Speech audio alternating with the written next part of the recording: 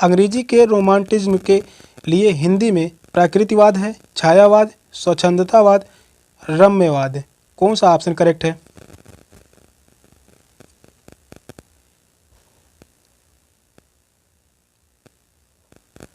Question कह रहा है अंग्रेजी के रोमांटिसिज्म के लिए हिंदी में क्या है?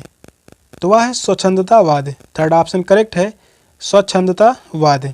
स्वच्छंदतावाद शब्द का अर्थ होता है रोमांटिसिज्म का पर्याय है और स्वच्छंदतावाद कला, साहित्य तथा बौद्धिक क्षेत्रों का एक आंदोलन था और ये यूरोप में 18वीं शताब्दी के अंत में प्रारंभ हुआ था। फर्स्ट ऑप्शन यहाँ पर थर्ड ऑप्शन करेक्ट है। नेक्स्ट क्वेश्चन है, ज्ञानपीठ पुरस्कृत पंत जी की कृति है पल्लव, चितंबरा, ग्राम्या या ग्रंथि? कौन सा ऑप्शन करेक्ट है? यह क्वेश्चन पूछा गया है, बहुत ही महत्वपूर्ण क्वेश्चन है। 2017 में यह क्वेश्चन पूछा गया था।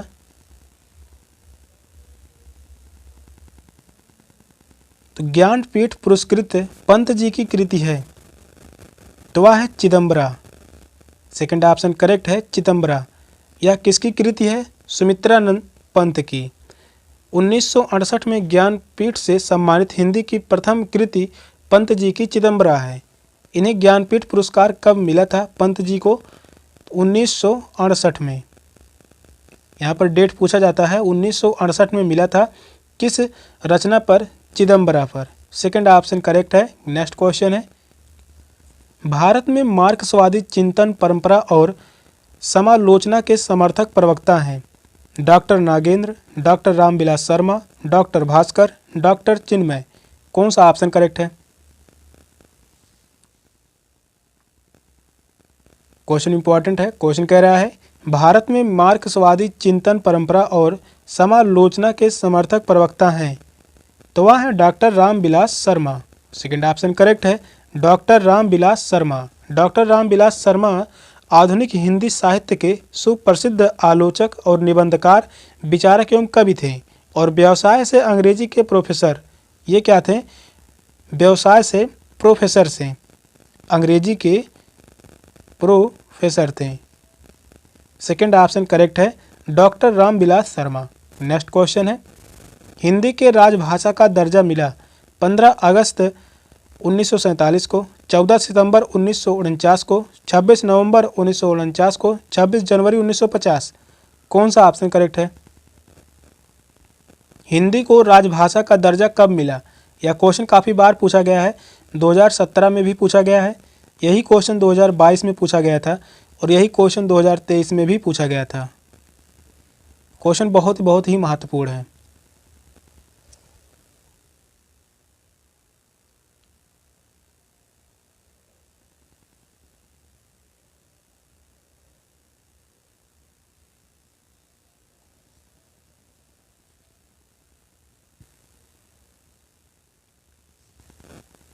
हिंदी को राजभाषा का दर्जा कब मिला?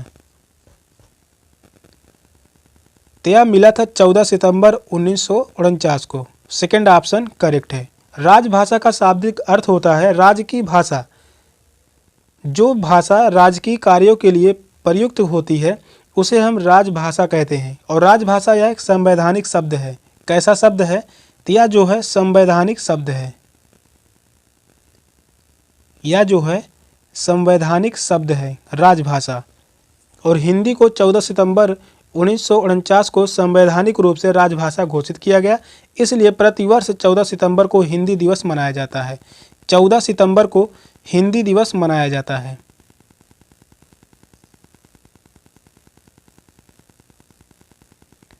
चौदह सितंबर को हिंदी दिवस के रूप में मनाया जाता है। यह क्वेश्चन पूछा गया है, बहुत ही महत्वपूर्ण है, इसको भी याद रखिए। सेकंड ऑप्शन करेक्ट है। नेक्स्ट क्वेश्चन है, भारतेंदु युग की समय सीमा है 1850 से 1900, 1789 से 1887, 1875 से 1965, 1900 से 2010। कौन सा ऑप्शन राइट है?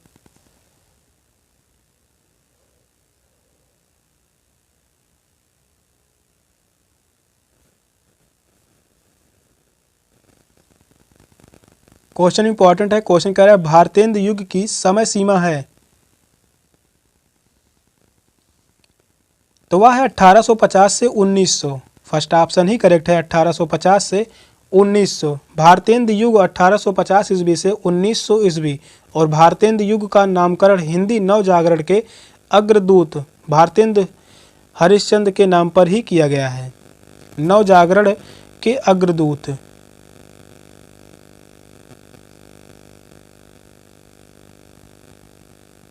नवजागरण के अग्रदूत, नवजागरण के अग्रदूत भारतेंदु हरिश्चंद्र के नाम पर ही किया गया है। फर्स्ट ऑप्शन राइट है। नेक्स्ट क्वेश्चन है, हिंदी रेखा चित्र का विकास डैश डैश के बाद हुआ?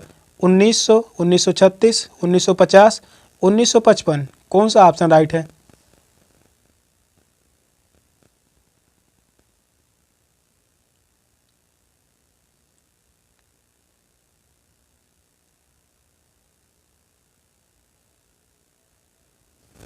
हिंदी रेखा चित्र का विकास किस काल में हुआ?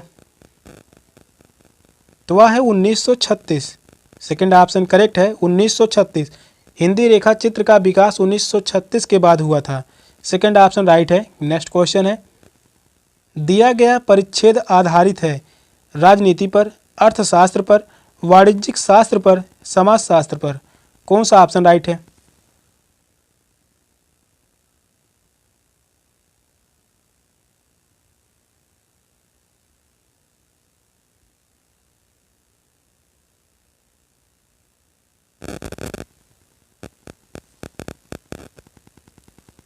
यह आधारित है अर्थशास्त्र पर। सेकंड ऑप्शन करेक्ट है। नेक्स्ट क्वेश्चन है, निज भाषा उन्नति अहे सब उन्नति को मूल और बिन निज भाषा ज्ञान के मिटा नहीं कोई सूल। हर गीत का रोला, दोहा या सोठा कौन सा छंद है? इसमें छंद पूछा है, बहुत ही इंपॉर्टेंट क्वेश्चन है।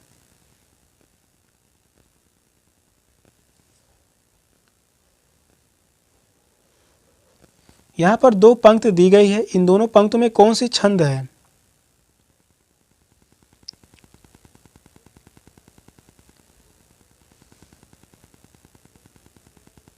बहुत ही महत्वपूर्ण पंक्ति है, निज भाषा उन्नति अहे सब उन्नति को मूल और बिन निज भाषा ज्ञान के मिटे नहीं कोई सूल।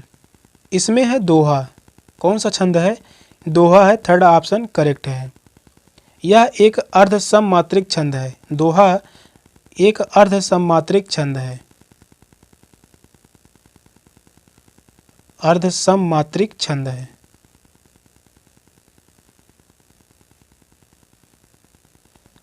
इस छंद के विषय 4 चरण होते हैं और प्रथम और तृतीय चरण में, दोहा में 4 चरण होते हैं। प्रथम और तृतीय चरण में 13-13 मात्राएं, यह पूछा गया है। प्रथम और तृतीय चरण में 13-13 मात्राएं होती हैं और वहीं दूसरे और चौथे चरण में 11-11 मात्राएं होती हैं।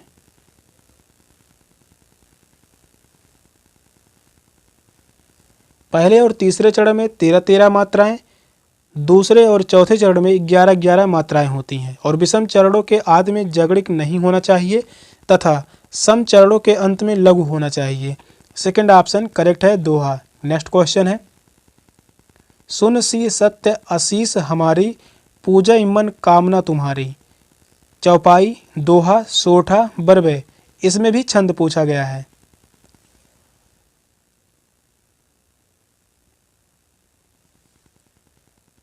क्वेश्चन इंपॉर्टेंट है, कौन सा छंद है?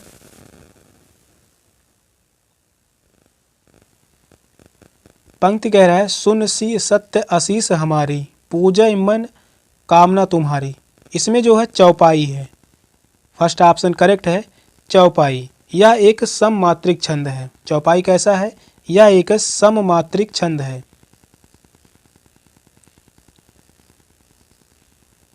चौपाई सममात्रिक छंद है और इसके प्रत्येक चरण में 16-16 मात्राएं होती हैं।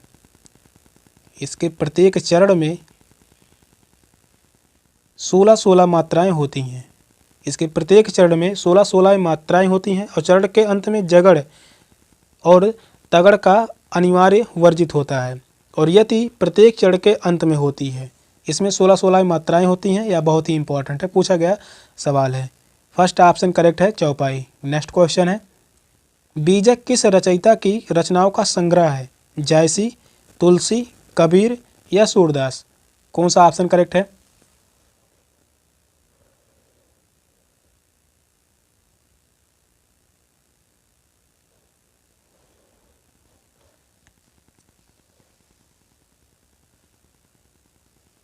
क्वेश्चन कह रहा है बीजक किस रचयिता की रचनाओं का संग्रह है?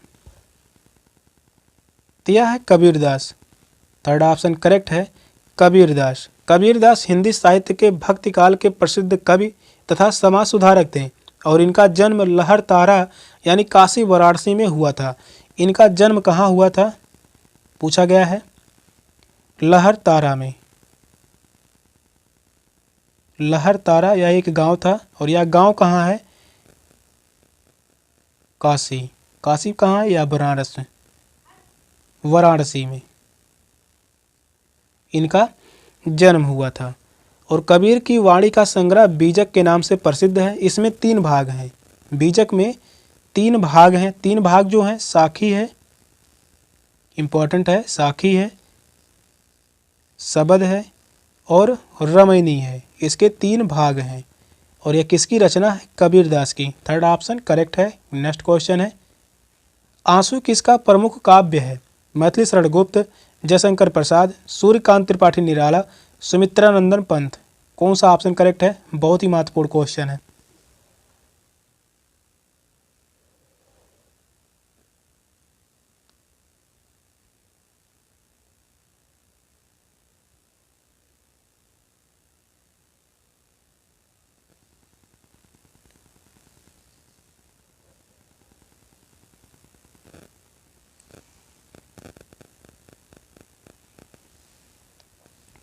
आंसू किसका प्रमुख काव्य है?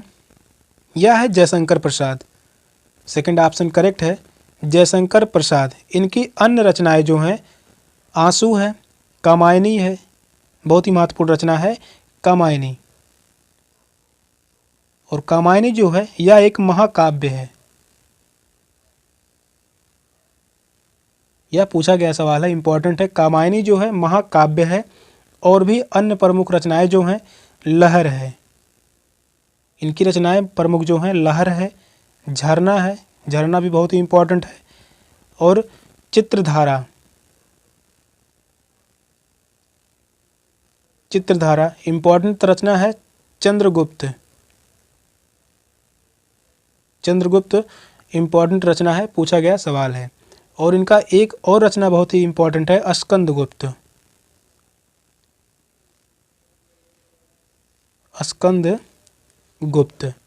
सेकंड ऑप्शन करेक्ट है, जयशंकर प्रसाद आंसू के रचयिता हैं। नेक्स्ट क्वेश्चन है, प्रिय पति वह मेरा प्राण प्यारा कहाँ है? दुख जल निधि डूबी का सहारा कहाँ है? श्रृंगार रस, रौद्र रस, करुण रस या शांत रस? इसमें रस पूछा है, कौन सा रस है? बहुत ही महत्वपूर्ण पंक्ति है। यह क्वेश्चन पूछा गया है बीएड एंट्रेंस के ही एग्जाम में। यह क्वेश्चन 2024 में पूछा गया था।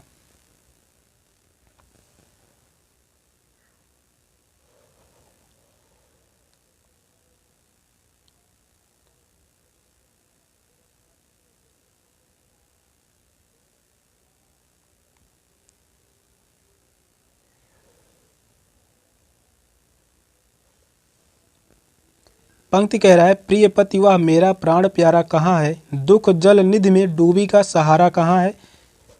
इसमें है करुण रस। थर्ड ऑप्शन करेक्ट है, करुण रस। किसी प्रिय व्यक्ति के चिर विरह अथवा इच्छित वस्तु की अप्राप्त से उत्पन्न होने वाले शोक, ये सभी भाव किसको संदर्भित करते हैं? करुण रस को। करुण रस का अस्थायी भाव पूछता है। अस्थायी भाव जो है शोक है। थर्ड ऑप्शन करेक्ट है, करुण। नेक्स्ट क्वेश्चन है, हिमाद्रि तुंग श्रृंग से प्रबुद्ध शुद्ध भारती स्वयं प्रा समुज्जला स्वतंत्र पुकारती? इसमें भी रस पूछा है, श्रृंगार रस, वीर रस, हास्य रस, भयानक रस? कौन सा ऑप्शन करेक्ट है?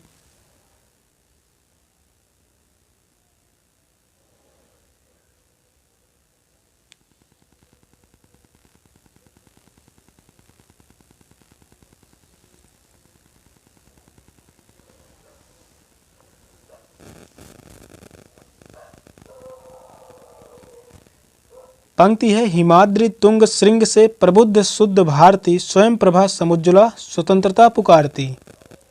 इसमें है वीर रस। सेकंड ऑप्शन करेक्ट है वीर रस। प्रस्तुत पंक्तियों में वीर रस है और जिस काव्य को पढ़ने से मन में उत्साह नामक अस्थायी भाव की जागृत होती है उसे हम वीर रस कहते हैं। वीर रस का अस्थायी भाव होता है अस्थायी भाव। अस्थायी भाव पूछे जाते हैं। अस्थायी भाव होता है उत्साह। वीर रस का अस्थायी भाव है उत्साह। सेकंड ऑप्शन करेक्ट है। नेक्स्ट क्वेश्चन है नीरस डैश डैश स्वर संधि है, व्यंजन संधि है, विसर्ग संधि, स्वर और व्यंजन संधि। कौन सा ऑप्शन करेक्ट है? बहुत ही महत्वपूर्ण संधि है। नीर रस में कौन सी संधि है?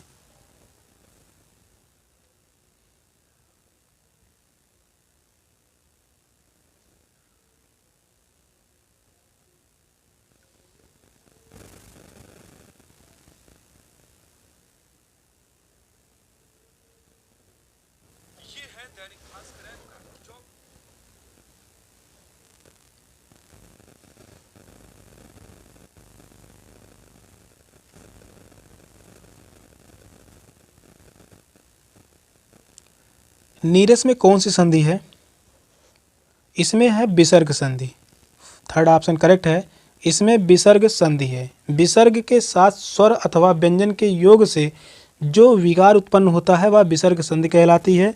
यदि छोटी ई छोटा ऊ के बाद विसर्ग हो और इसके बाद रा आए तो छोटी ई छोटा ऊ का बड़ी बड़ा ऊ हो जाता है और विसर्ग लुप्त हो जाता है। जैसे यहाँ पर दिया गया है नीरस।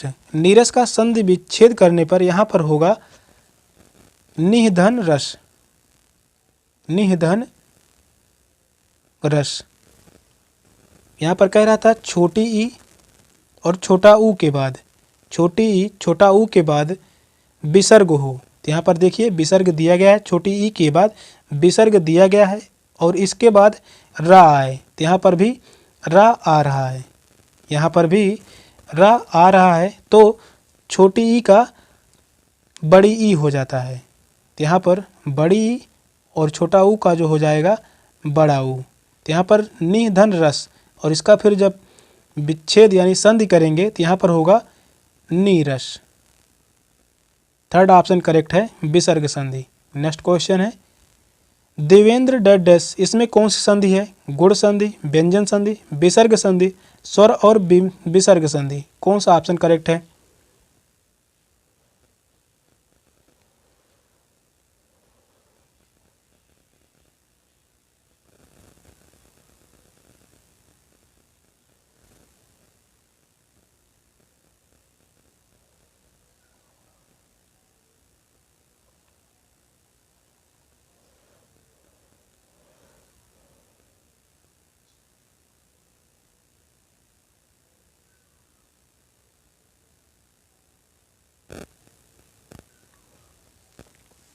देवेंद्र में कौन सी संधि है?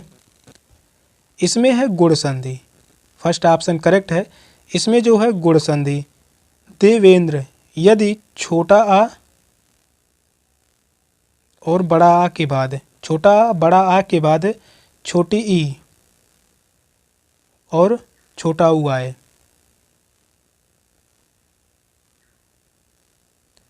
छोटा आ के बाद छोटी ई या छोटा ऊ आए तो इस स्थान पर ए और ओ हो जाता है।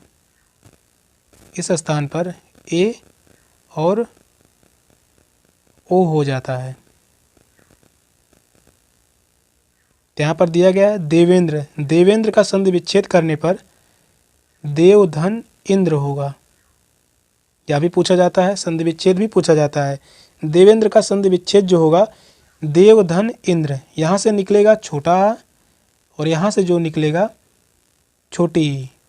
और यहाँ पर पूछा है छोटा आ छोटी ई के बाद अगर आए, छोटा आ के बाद छोटी ई आए तो ए हो जाता है। तो यहाँ पर प्राप्त होगा ए। फिर इसको जब हम जोड़ेंगे देव और ए जो है इस पे मात्रा लग जाएगा, यहाँ पर देवेंद्र। फर्स्ट ऑप्शन करेक्ट है। इसमें होगा गुण संधि। नेक्स्ट क्वेश्चन है रविंद्र में कौन सी संधि है? स्वर संधि, व्यंजन संधि, दीर्घ संधि, स्वर और विसर्ग संधि। कौन सा ऑप्शन करेक्ट है?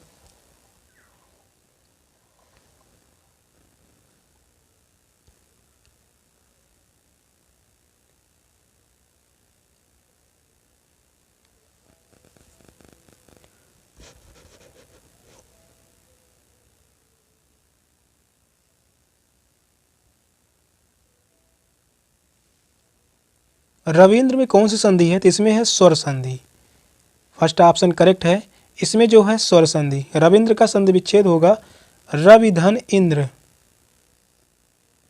रवि धन इंद्र। इसमें भी यड़ स्वर संधि है। फर्स्ट ऑप्शन करेक्ट है। नेक्स्ट क्वेश्चन है, शयन डैश डैश है, स्वर संधि, व्यंजन संधि, विसर्ग संधि, अयादि संधि। कौन सा ऑप्शन करेक्ट है? क्वेश्चन बहुत ही महत्वपूर्ण है।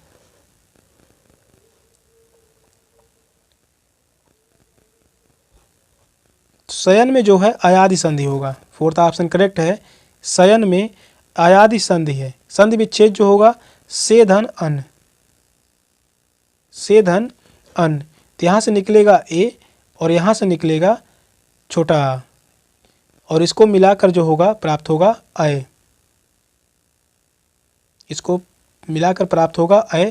तो यहाँ पर जो हो जाएगा शयन, शयन, जिसमें संधि जो है अयादि संधि। नेक्स्ट क्वेश्चन है, कृश्चित, इसमें कौन सी संधि है? स्वर संधि, व्यंजन संधि, विसर्ग संधि, स्वर और विसर्ग संधि। कौन सा ऑप्शन करेक्ट है?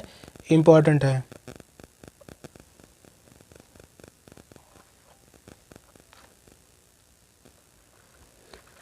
क्वेश्चन इंपॉर्टेंट है। क्वेश्चन कह रहा है कृश्चित में कौन सी संधि है?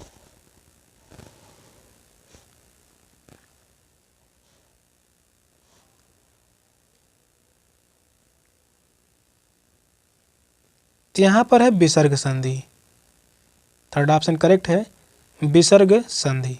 नेक्स्ट क्वेश्चन है, पंचवटी, इसमें समास पूछा है, द्वंद्व समास, कर्मधारय समास, द्विगु समास, तत्पुरुष समास। कौन सा ऑप्शन राइट है?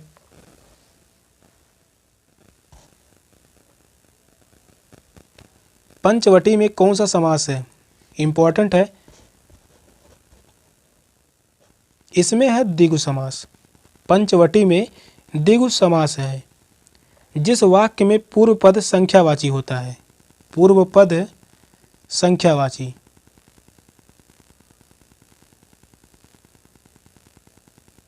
पूर्व पद संख्यावाची होता है और उसमें समूह का बोध होता है, तो वहाँ द्विगु समास होता है। तो यहाँ पर जो दिया गया पंचवटी यानी पांचवटी। थर्ड ऑप्शन करेक्ट है। नेक्स्ट क्वेश्चन है, घनश्याम में कौन सा समास है? तत्पुरुष, कर्मधारय, बहुब्रीहि, अव्ययी भाव। कौन सा ऑप्शन राइट है?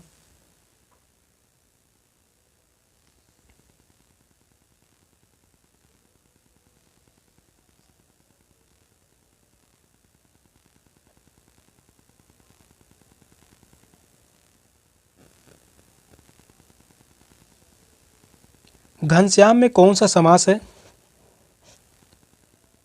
इसमें है बहुब्रीहि समास। घनश्याम में बहुब्रीहि समास है। जब किसी वाक्य में प्रयुक्त दोनों पदों के अलावा किसी तीसरे पद की प्रधानता होती है, तो वहाँ बहुब्रीहि समास होता है। और इसका अन्य जो उदाहरण होगा दशानन, दशानन होगा, और इसके साथ होगा घनश्याम, जो कि यहाँ पर दिया गया है घनश्याम। घन की तरह श्याम है जो, अर्थात कृष्ण। और इसका एक उदाहरण और होगा चक्रपाणी। चक्रपाण भी, यह भी बहुत ही इम्पोर्टेंट है। ये सभी तीनों बहुत ही इम्पोर्टेंट है, पूछे गए सवाल हैं। यह क्वेश्चन जो पूछा गया था 2017 में, यह क्वेश्चन पूछा गया था। तो थर्ड ऑप्शन करेक्ट है, बहुब्रीहि। सेशन का लास्ट क्वेश्चन था। क्वेश्चन कैसे लगे कमेंट में जरूर बताइएगा। चैनल पर नए हैं, चैनल को सब्सक्राइब कर लीजिए। मिलते हैं अगली क्लास में, तब तक के लिए बाय बाय, टेक केयर, जय हिंद।